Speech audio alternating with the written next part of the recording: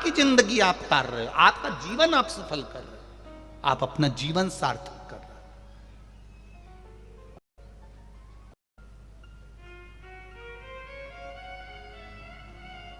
हो। इस कहां से आया एक लोटा जल? दधीचि ऋषि की धर्म पत्नी का श्राप सबको लग गया, देवताओं को, सारे देवताओं को श्राप लग गया। देवताओं के घर में संतान नहीं हो रही क्योंकि इनको श्राप था कि तुम्हारे यहां संतान नहीं होगी। संतान नहीं। क्या करा जाए? पार्वती जी ने भी मन में विचार करा कि ये तो श्राप लगा है देवताओं को, अब करना क्या चाहिए। पार्वती जी ने एक व्रत रखा जिसका नाम था पुण्यक व्रत। कौन सा व्रत है?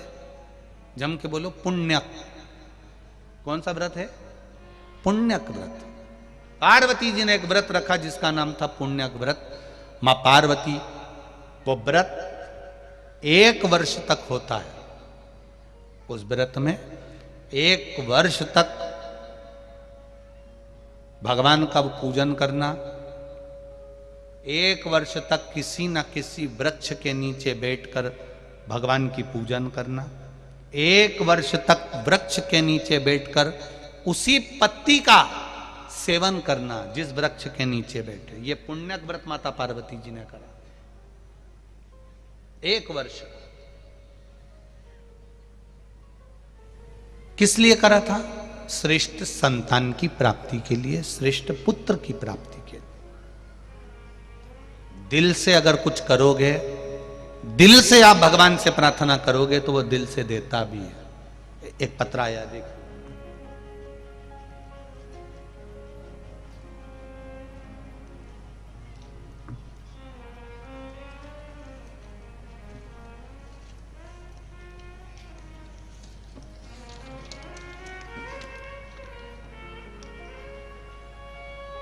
श्रीमती राजकुमारी ठाकुर, पति श्री रमेश सिंह ठाकुर, ग्राम पलारी, जिला बालोदा बाजार, भाटापारा। कहीं बैठी हो तो हाथ हिलाइएगा। आप ही हैं? दोनों हाथ हिला दो एक बार। श्री शिवाय नमस्तुभ्यम। एक बार वापिस हिला दीजिए। श्री शिवाय नमस्तुभ्यम। मेरे भोले बाबा का क्या बखान करूं गुरुदेव, मेरे पास शब्द नहीं है। मेरी झोली मेरे बाबा ने भर दी है। मेरे पुत्र एवं पुत्र वधू ललिता नम्रता ठाकुर, जिनकी शादी को 14 वर्ष हो गए थे, 14 वर्ष होने पर भी उनके यहाँ संतान का सुख नहीं था। सारे डॉक्टरों को गांव से लेकर शहर तक इलाज करवाया, टेस्ट भी करवाया, पर संतान का सुख नहीं हुआ। डॉक्टर ने भी मना कर दिया कि 14 साल हो गए हैं, अब मुश्किल है क्योंकि इनको संतान का सुख नहीं हो पाएगा। सब आस छोड़ दी। ऐसी कोई जगह नहीं थी जहां सिर नहीं झुकाया, जिस जगह पर हम लोग गए नहीं, बैठे नहीं, प्रणाम नहीं करा, सब कुछ करा। जो जो जिसने बताया वो सब करा, पर 14 वर्ष तक संतान नहीं हुई गुरुदेव। 4 वर्ष तक हमने सारे उपाय करे, 10 वर्ष हमारे ऐसे ही निकल गए। हमने फिर छोड़ दिया बाबा पर। 14 साल हो गए। 14 वर्ष के बाद महापुराण की कथा टीवी पर आई। तब मेरी बहन ने मुझे वर्णन किया शिवपुराण कथा का। मैंने पुत्र वधू से कहा कि कथा सुनो, और पुत्र वधू से कहकर 8/10/2022 के पहले हमने बाबा देव आदित्य महादेव का वही अनुष्ठान करना प्रारंभ कर दिया। सफेद आंकड़े की जड़ शिव मंदिर में जाकर शंकर भगवान के ऊपर से 21 बार घुमाकर तुमरुका जी का नाम लेकर कमर में बांधी, और जैसा आप कहते हो जल का और बेलपत्र का महत्व वैसा कि वैसा ही करा। बाबा की कृपा से 8/10/2022 को मेरे बाबा ने मेरी बहू के गर्भ से 2 बच्चों को जन्म दे दिया। ये शिव की कृपा, दोनों बच्चों का। और देखिए गुरुदेव, जहां पर डॉक्टर बोल रहे थे एक संतान नहीं होगी, मेरी बहू के गर्भ से एक पुत्र भी हुआ और एक पुत्री भी हुई है। दोनों के फोटो लगा रही हूं, उनके फोटो भी मैं लगा रही हूं, आप फोटो भी देख सकते हैं। एक पुत्र और एक पुत्री का फोटो। ये शिव है, ये शंकर है, ये औघड़ी है। मैं एक पुत्र और एक पुत्री का फोटो भी लगा रही हूं, जो 14 वर्ष के बाद एक पत्र हो रहे, देखिए।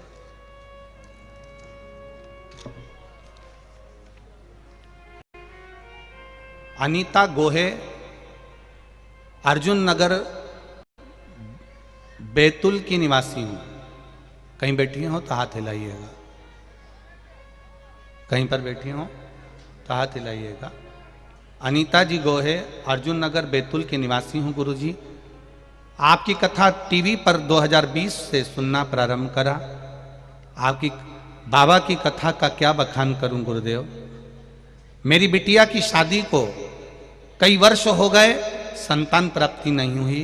तब डॉक्टर को दिखाया, बच्चे नहीं हुए गुरुदेव। तब मेरी बिटिया को मैंने पशुपति व्रत का वर्णन किया, सफेद आंकड़े की जड़ का वर्णन किया। मेरी बेटी ने शिव मंदिर में एक लोटा जल चढ़ाना प्रारंभ करा। 16 मार्च 2021 को मेरी बेटी के घर में एक बेटे का जन्म हो गया, जिसका फोटो मैं लगा रही हूं। यह शिव तत्व, ये शंकर है, यह औघड़ी है। तेरी कृपा बिना न हिले लेते हैं श्वास, तेरी कृपा से तनु तनु।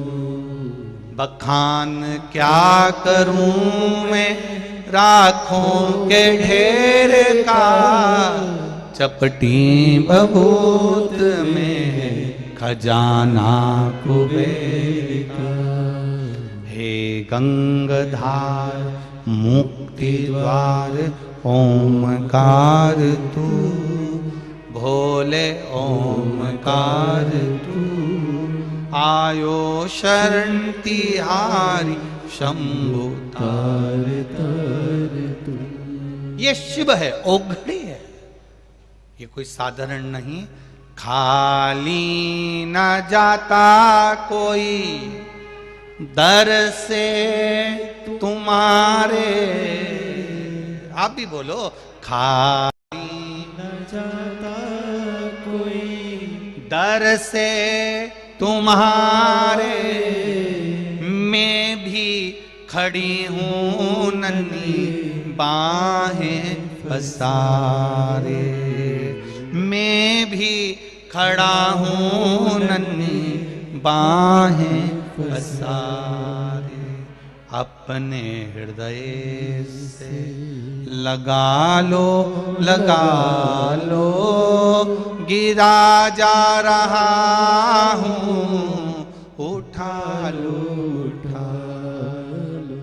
प्रभु अपने दर से अब तो न टालो, गिरा जा रहा हूँ, उठा लो।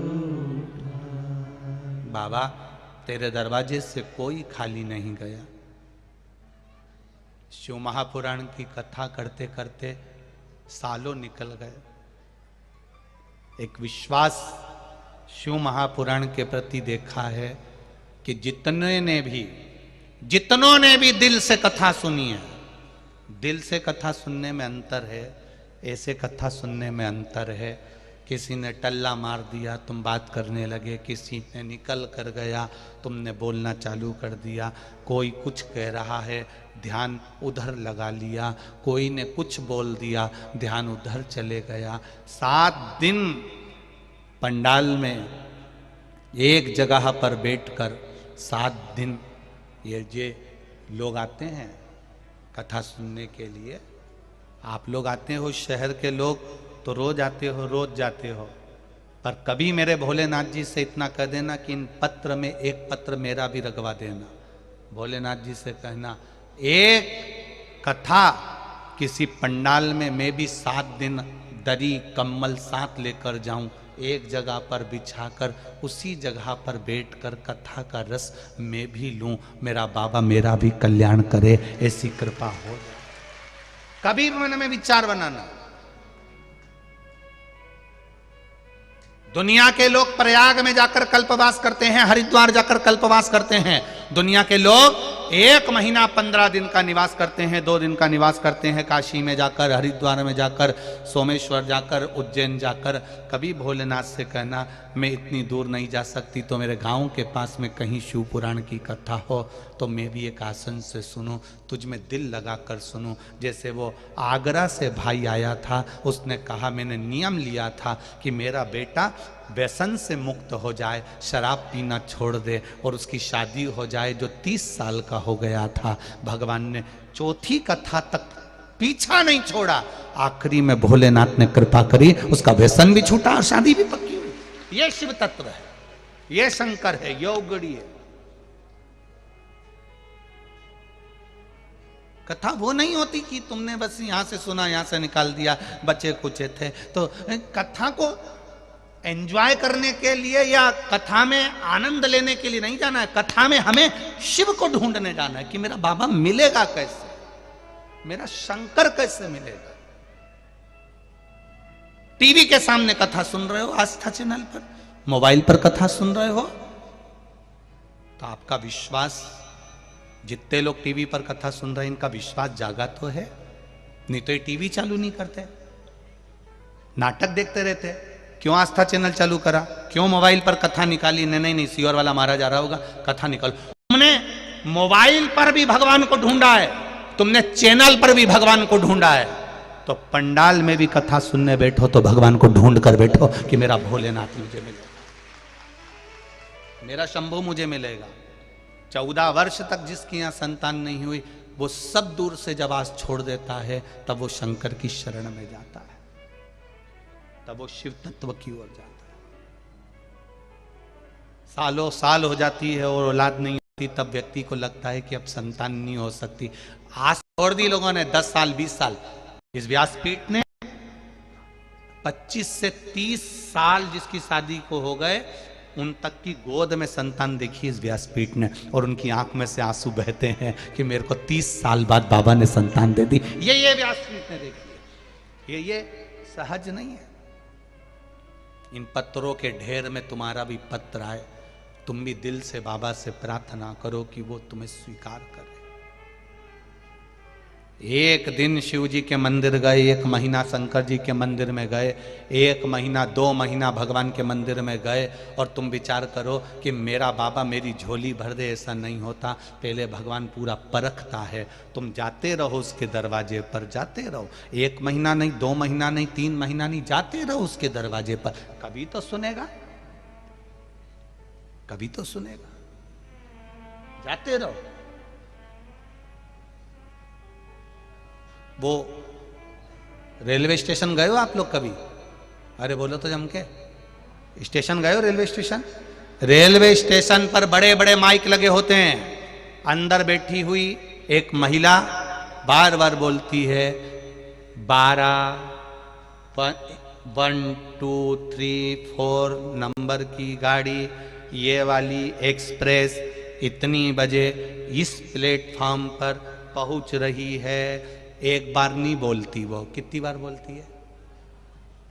5 बार भी नहीं बोलती। वो तो जब तक बोलती है जब तक ट्रेन नहीं आ जाए। बोलती कि नहीं बोलती? ट्रेन आ गई तो भी बोल रही है। अब क्या बोल रही है? 1 2 3 4 ये एक्सप्रेस 4 नंबर प्लेटफॉर्म पर आकर खड़ी हो गई है।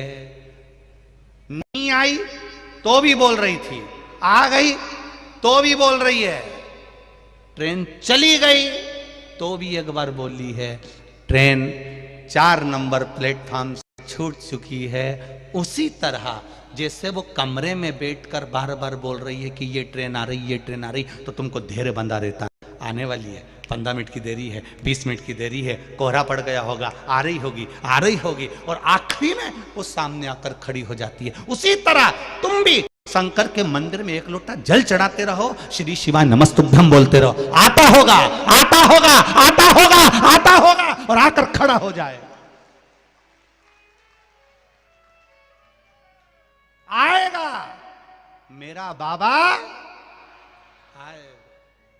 ट्रेन का इंतजार करते हो, वो बोलती रहती है आ रही है, आ रही है, आ रही है। 5 मिनट की देरी, 10 मिनट की देरी, 20 मिनट की देरी, तुम्हारा मत धैर्य नहीं छूटता। छूटता है क्या धैर्य? तुमने कभी सोचा आधे घंटे की देरी है, मैं तो अब जाऊं नहीं इस ट्रेन से, मैं तो सामान लेके मेरे घर जा रही हूं। नी और आधा घंटा इंतजार कर लो। आधा घंटा रुके तो मालूम पड़ा 1.5 घंटा और लेट हो गई। अब सोचे मैं तो जा रही मेरे घर, अब नहीं जाऊं इस ट्रेन से। नी 1.5 घंटे की तो बात है, और रुको। धैर्य नहीं तोड़ा, और रुको और रुको और रुको और रुको। रुकते रुकते 8 बजे वाली ट्रेन रात को 11-12 बजे आई। तब तुम उसमें बैठी और वो बाई बोलती रही, आ रही है। बोलते जाओ, आ रही है, आ रही है। तुम उसके मंदिर में जाते रहो, 1 लोटा जल चढ़ाते रहो। ये मत सोचना कि गुरुजी ने बोला था 3 महीने का। नहीं नहीं, किसी किसी की फाइल मोटी होती है ना, तो उसको पढ़ने में भी समय लगता है, काटने में समय लगता है, छुपाने में समय लगता है। उसी तरह दुख अगर बड़ा है तो थोड़ा समय लग सकता है, पर धैर्य मत खोना, आएगा जरूर और दुख काटेगा जरूर, ये निश्चित है। धैर्य मत तोड़ना, आएगा वो मेरा बाबा आएगा।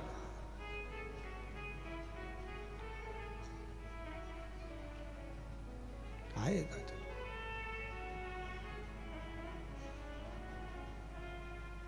मैंने भोले को, आएगा जरूर। मैंने अगर दिल से पुकारा है, दिल से कहा है, दिल से पुकारा है,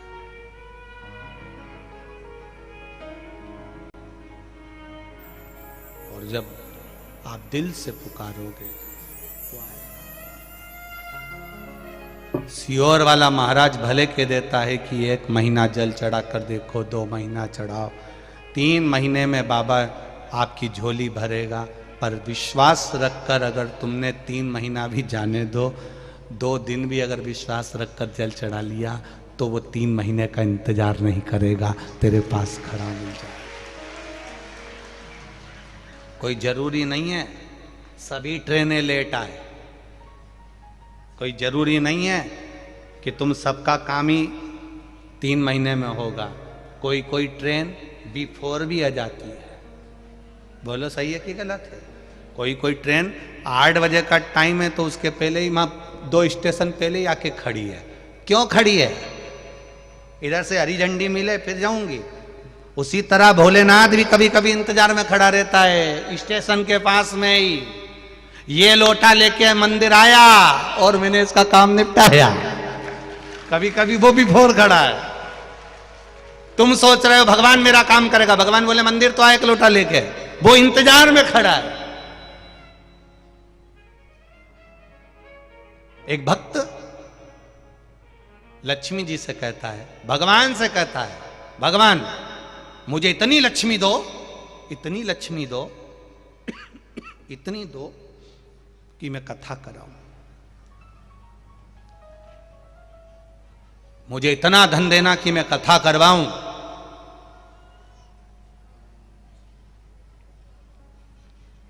भगवान ने लक्ष्मी जी से कहा, वो बेचारा बोल रहा है कि भगवान मुझे इतना धन देना कि मैं कथा कराऊं। तो तू उसको धन क्यों नहीं दे देती? लक्ष्मी जी बोली, मैं खुद इंतजार में बैठी हूं, मैं धन जब दूंगी जब ये कथा कराएगा। अब ये इंतजार कर रहा है कि धन आए तो कथा कराऊं, और लक्ष्मी जी कह रही है कथा कराए तो मैं आऊं। अब दोनों उलझट्टे में पड़े हुए, अब करे तो करे क्या। तब खबर पहुंची भगवान विष्णु के पास में कि अब क्या कर सकते हो। लक्ष्मी कह रही है ये कथा कराए तो मैं जाऊंगी, और वो बोल रहा है कि तू मुझे दे तो मैं कथा कराऊं। तब क्या कर सकते हैं? भगवान विष्णु के मन में बात आई तो भगवान विष्णु शंकर जी के पास में गए और भोलेनाथ बाबा के पास में जाकर, शिव जी के पास में जाकर बोले, अब हम बीच में फंसे हैं। ये इतने लोग आते हैं, सब कहते हैं भगवान मुझे धन देना तो मैं कथा कराऊं। बोलो सही है कि गलत है?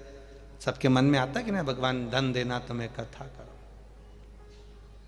और लक्ष्मी जी क्या कह रही है, पहले कथा करा तो मैं धन दूं। तब भगवान शिव जी ने बीच का रास्ता निकाल दिया।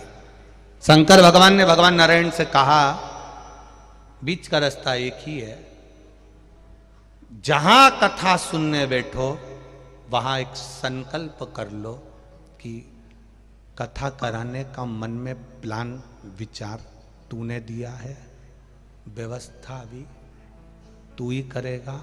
अब तू जान, तेरा काम जाने, पर कथा मेरे जीते जी एक बार तुझे कराना है। बस संकल्प तुमने ले लिया। अब भगवान विष्णु लक्ष्मी जी को फिर धीरे धीरे कुछ तो कर दे, थोड़ा बहुत तो दे दे। तब कहीं से व्यापार में कहीं 2 रुपया का फायदा हो गया, तब मन में आया अब करा लेता हूं, थोड़ा सा आया है, थोड़ा कहीं से आएगा, हो जाएगा। तब लक्ष्मी फिर टूटमान हो गई। संकल्प तुम्हारा है, पूरा वो करेगा।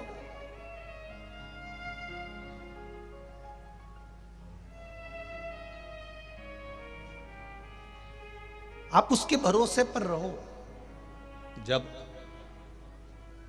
आप उसके भरोसे पर रहोगे तो निश्चित है कभी कभी ट्रेन बिफोर आकर खड़ी हो जाती है। आए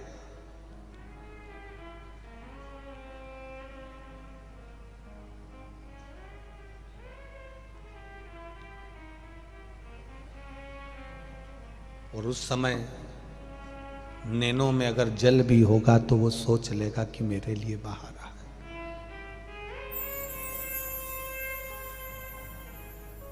मेरे लिए बाहर। मैंने तेरे ही भरोसे, ओ बाबा तेरे ही भरोसे, हवा बिच उड़ती जावांगी, बाबा डोर हंतु छड़ी नाम कटी जावांगी, भोले मैं तेरी पतंग, शंभो मैं तेरी पतंग। दिल से उससे कहो। हम बेटा बेटियों से कहते हैं तुम एग्जाम देने जाते हो, परीक्षा देने जाते हो, कंपटीशन एग्जाम में बैठते हो, तुम इंटरव्यू देने जाते हो, तुम एक बार इंटरव्यू देते हो, एक एग्जाम देते हो और तुम हार जाते हो। क्यों? क्योंकि अभी तक तुम इंटरव्यू दे रहे हो, अभी तक तुम परीक्षा दे रहे हो, तुम अपने बल पर दे रहे हो। जिस दिन परीक्षा देने बैठो उस दिन तुम्हारे भीतर यह होना चाहिए कि याद कर कर मैं आया हूं, पढ़ा मैंने है, पर लिखेगा मेरा महादेव, लिखेगा मेरा महादेव। पीटी उषा, वो पीटी उषा जो दौड़ की माहिर थी, नाम सुना है कि नहीं सुना? सुना है ना? जो दौड़ती थी, दौड़ में प्रथम आती थी, वो भारत की बेटी, वो पीटी उषा जब दौड़ने के लिए आतुर होती थी, आगे निकल जाती थी, सबको हरा कर पहले नंबर पर आ जाती थी। तो इंटरव्यू लेने वाले पत्रकारों ने जब उनका इंटरव्यू लिया तो पूछा पीटी उषा से कि तुम सबको हरा देती हो और आगे निकल जाती हो, जीत जाती हो, तुम दौड़ती ऐसा तेज हो कि तुम जीत जाती हो, इस दौड़ने का राज क्या है? पीटी उषा ने कहा, मेरी माँ ने और मेरी दादी ने मुझे बचपन से समझाया था कि जब तू दौड़ने के लिए घुटना पृथ्वी पर टेकेगी और भागने की तैयारी करेगी, घुटना पृथ्वी पर टेक कर एक पांव पीछे कर एक पांव आगे कर भागने की तैयारी करेगी, तब मेरी दादी मुझसे कहती थी, बेटी एक बात याद रखना, तू किसी को हराने के लिए नहीं भाग रही है, तेरी माखन की मटकी लेकर कृष्ण भाग रहा है, तू गोपी है, उस मटकी को लेने के लिए भाग रही है, तू जीत जाएगी। हमारे खेलने वाले खिलाड़ी भी सनातन धर्म को मानने वाले, वो कहते हैं भगवान कृष्ण मटकी लेकर दौड़ रहा है और पीटी उषा गोपी बनकर उसके पीछे दौड़ रही है, और कब जीत जाती है मालूम नहीं पड़ता है, कब जीत जाती है उसको मालूम नहीं है। दुनिया के लोगों को लगता है हमें हराने के लिए आगे बढ़ी है, हमें हराने के लिए आगे हो गई। नहीं साहब, कोई हराने के लिए आगे नहीं बढ़ता, कोई किसी को हराने के लिए आगे बढ़ने का प्रयास भी मत करना।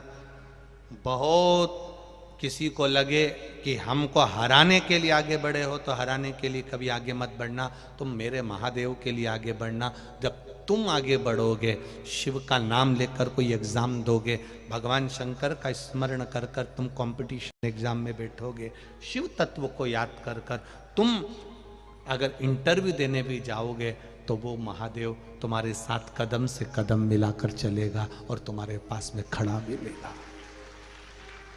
आएगा वो। अंत समय प्रभु आना पड़ेगा, वचन दिया तो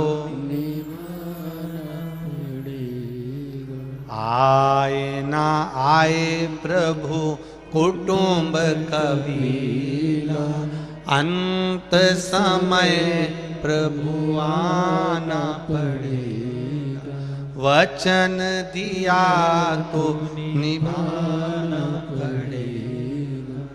वो वचन दिया है उसने, जन्म के समय पर दिया है। गीता में कहा है कोई नहीं आएगा तब मैं आऊंगा। भगवान कृष्ण ने कहा गीता में, कोई तुझे अग्नि नहीं देगा तो मैं दूंगा। जन्म मैंने दिया है, पेट में भरूंगा। जन्म हुआ था तब माँ के स्तनों में दूध दिया था पेट भरने के लिए। दुनिया के चक्कर में मत पड़ना, पेट की जवाबदारी मेरी है, पेट में भर दूंगा, पेटी की जवाबदारी मेरी नहीं है। दुनिया के लोग सोचते हैं कि हमारे घर की पेटी भी भगवान भरे, तो भगवान के पेटी भर के करेगा क्या? एक दिन टांगड़ा ऊंचा करा, गया वहीं पड़ा, वहीं सब धरा की धर ले गया। मिलने वाले आएंगे, एक सस्ता वाला साल लाएंगे कि महंगा वाला? बोलो बोलो जम के, सस्ता।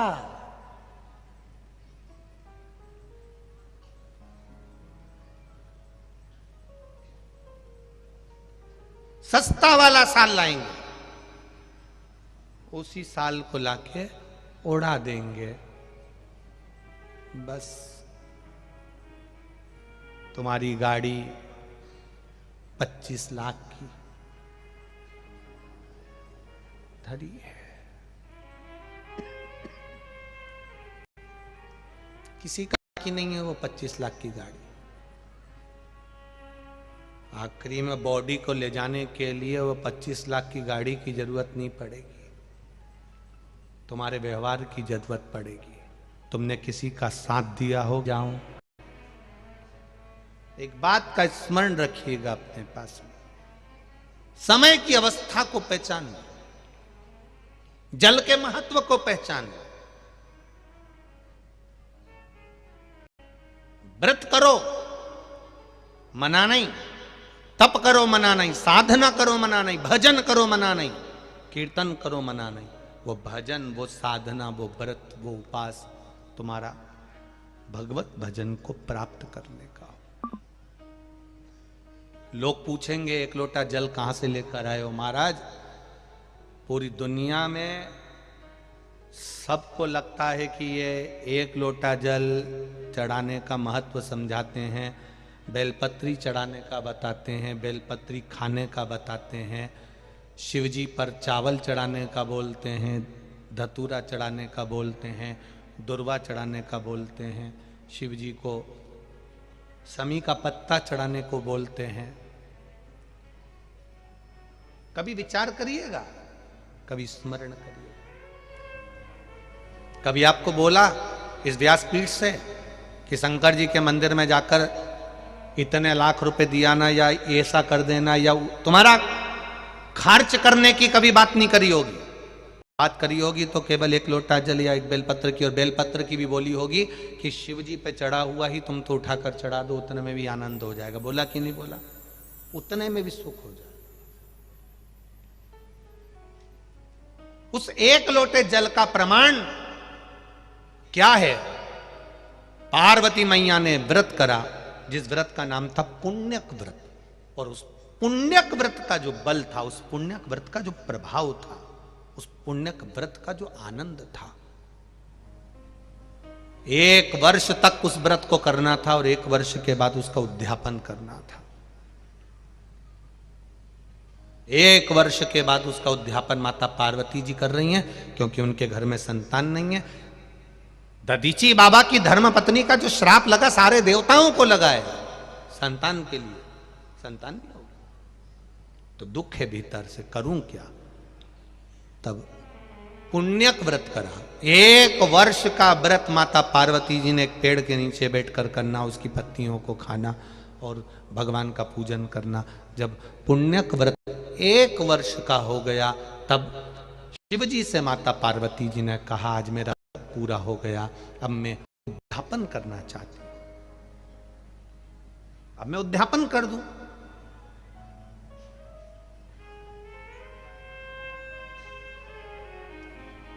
उद्यापन का मतलब जानते हो ना आप लोग?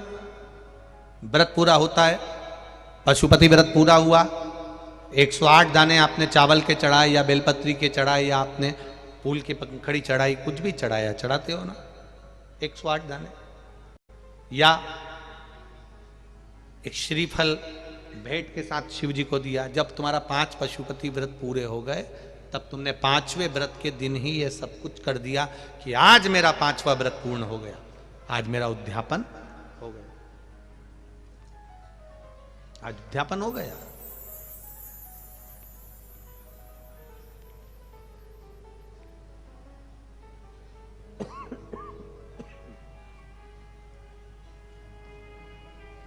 अब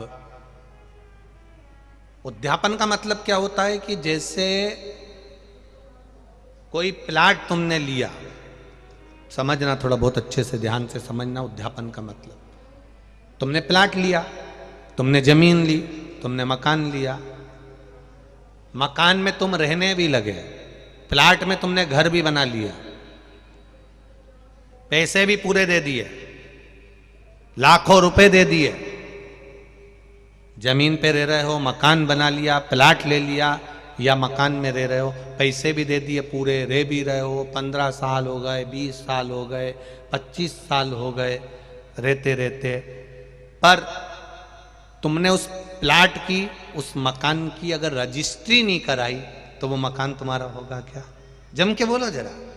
नहीं, तुमने उसकी लिखा पढ़ी नहीं कराई, उस पर तुम्हारा सिग्नेचर और बेचने वाले का सिग्नेचर नहीं है, साइन नहीं है, तो उस प्लाट की, उस जमीन की, उस मकान पर तुम्हारा कोई कब्जा नहीं होगा। तुम भले रह रहे हो, तुम भले उस पर रह रहे हो, पर उस पर तुम्हारा साइन नहीं है, उस पर बेचने वाले का सिग्नेचर नहीं है, भले तुमने पैसा दे दिया, तो वो जमीन, प्लाट, मकान तुम्हारा नहीं कहलाएगा। उसी तरह तुमने पशुपति व्रत करे करे करे करे करे, 16 सोमवार के व्रत करे, संकट सोमवार के व्रत करे, बुधवार के व्रत करे, मंगलवार करे, शुक्रवार करे, संतोषी माता के करे, लक्ष्मी जी के करे, वैभव लक्ष्मी के करे, तुमने सारे व्रत करे, उस व्रत का उद्यापन होना जरूरी है। एकादशी का व्रत कर रहे हो उसका भी उद्यापन होना जरूरी है, प्रदोष का व्रत कर रहे हो उसका उद्यापन होना जरूरी है। उद्यापन हो जाना मतलब मैंने अभी तक जो व्रत करे थे ये सारे व्रतों का पुण्य अब मेरे खाते में आ गया, अब मुझे किसी की जरूरत नहीं, किसी के व्रत की जरूरत नहीं कि मैं मरूंगी। आपके मरने के बाद पंडित जी ब्राह्मण देवता संकल्प छुड़वाएं और एकादशी दिलवाएं, बहू से कहें 5 एकादशी दो, बेटों से कहें 4 एकादशी दो, यहां देते कि नहीं देते? अरे बोलो तो जम के, किसी के मरने के बाद 12वें 13वें में एकादशी दिलवाते हैं। अगर आपने एकादशी करी है और आपने एकादशी कर कर उसका उद्यापन करा है, तो एकादशी का उद्यापन कर दिया मतलब आपने इतनी एकादशी करी, उसका पुण्य तुम्हारे खाते में है। कोई तुमको एकादशी नहीं भी देगा तो भी तुम बैकुंठ जरूर जाओगे, क्योंकि सील ठप्पा लग गया। उस उद्यापन का मतलब यह है कि हमारा करा हुआ व्रत हमारे खाते में पहुंच गया। कई लोग घबराते हैं उद्यापन में। 5 व्रत करे पशुपतिनाथ के, 4 व्रत पूर्ण हो गए, 5वां व्रत करने के लिए जाओ तो एक श्रीफल भेंट, 108 बेलपत्र या चावल जो भी लेकर जा रहे हो शिव जी को एक एक कर कर समर्पित करते जाओ। श्री शिवाय नमस्तुभ्यम, श्री शिवाय नमस्तुभ्यम।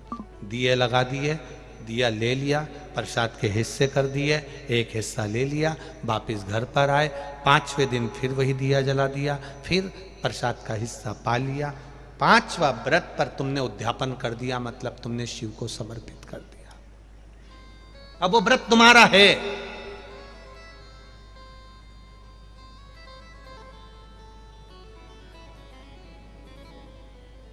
अब वो व्रत तुम्हारा कहलाएगा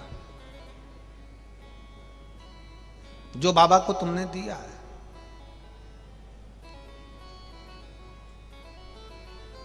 महाराज